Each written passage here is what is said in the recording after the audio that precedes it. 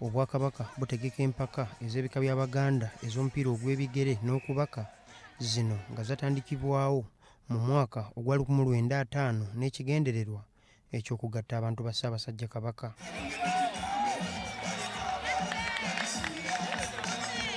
Empaka ez'okubaka ez'omwaka guno zigenda kutandika okuzannyibwa nga 17 omwezi guno, era obululu obw'empaka zino bukwatiddwa olwaleero nga ttiimu ziteekeddwa mu bibinja 6. Rosette Kaala akulira eby'ekikugu ku lukiiko olutegesi olw'empaka zino agamba emizannyo gyonna gigenda kutegekebwa ku kisaawe ekya ssettendekero owa St. Lawrence.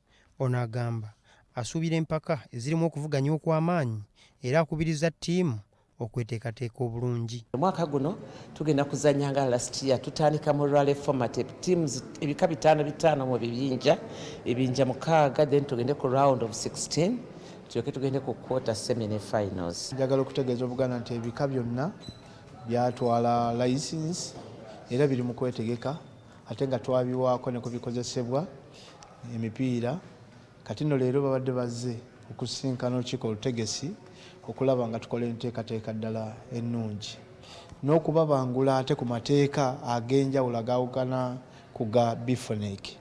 Twogeddeko n'abazannyi aba ttiimu z'ebika ez'enjawulo ne batubuulira nga bwe beetegekedde empaka zino. Tweteeseteese obulungi okumulundi guno kuba tubadde empaka zino tetuzitera kujja ffe abawala naye abalenzi babadde bajja weyabaayo abazannyi bali tebanalabika bulungi ab'ekika eky'obutiko, naye kati kaseera kano tubafunira ddala ya training egenda mu maaso ku Lubaga Girls.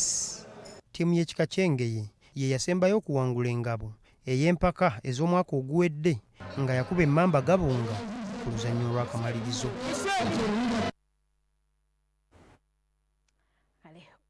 Ambula naffe wano wenyini sigenda kubanga nsookawo webale kutugoberera okuva gye twatandikidde paka ssaawa zino. Tovaako BBS Terefayina amawulire amalala galinde ku ssaawa 4 mu Ageesigika. Nze Evelyn Nakyejwe, Ssaabasajja Kabaka awangaale.